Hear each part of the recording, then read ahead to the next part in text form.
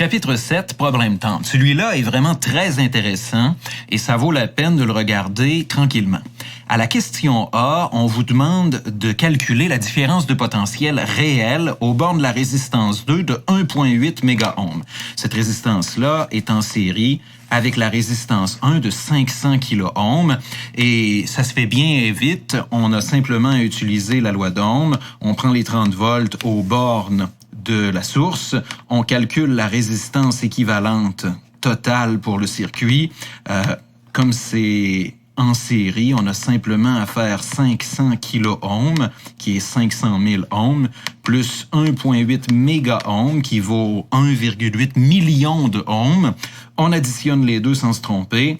On isole le courant I total qui traverse ce circuit série-là.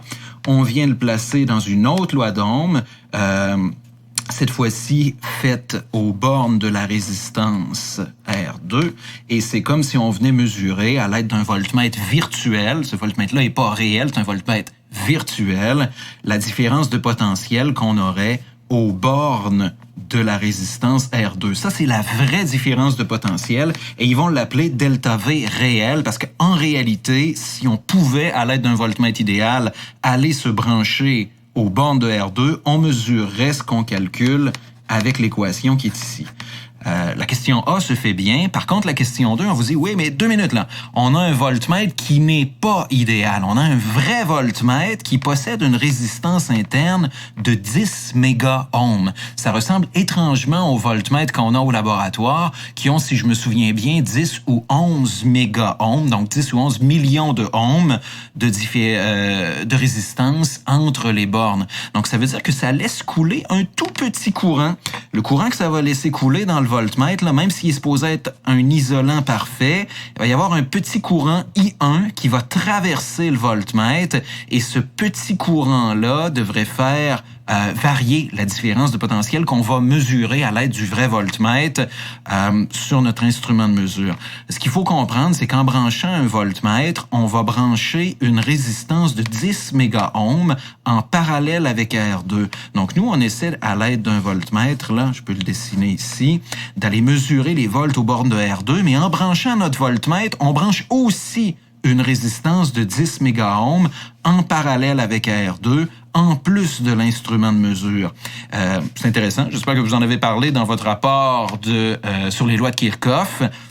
Ça va venir saboter notre circuit et surtout modifier la mesure qu'on va faire avec le vrai instrument de mesure. Pour faire ça, voici ce que je vous propose. On commence par calculer la résistance du groupement parallèle de R2 avec la résistance du voltmètre de 10 mégaohms. Donc, vous allez avoir 1 sur 1,8 mégaohms plus 1 sur 10 mégaohms, tout ça exposant moins 1, et ça vous donne la résistance du groupement parallèle formé par R2 et la 10 mégaohms du voltmètre. Une fois qu'on a ça, on calcule la résistance totale en additionnant la résistance R parallèle qu'on vient de trouver avec R1 qui, elle, est en série avec le groupement parallèle.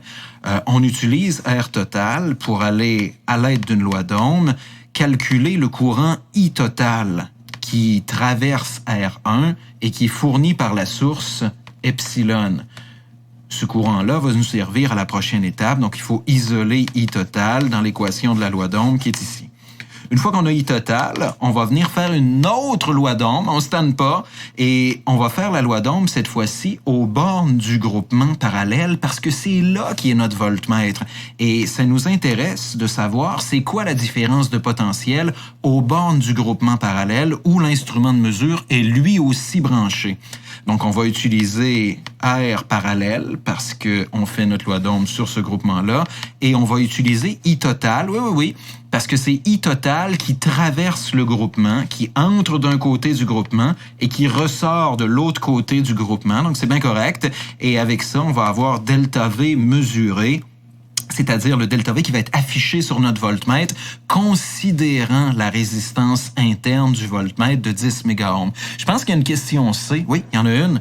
À la question C, on vous demande d'aller calculer l'erreur relative causée par l'appareil. Je le fais pas. Vous êtes capable de le faire tout seul. C'est comme on fait avec les pourcentages d'écart. On a un delta V mesuré moins un delta V réel. On divise par le delta V, il vous propose réel ici, et on prend la valeur absolue de tout ça, on fait fois 100%, et ça nous donne le pourcentage d'écart entre ce qu'on a mesuré et ce qu'on aurait dû mesurer avec un voltmètre idéal qui ne possède aucune résistance interne, qui est parfaitement isolant. Allez, c'est 7h30, c'est comme ça que ça se passe.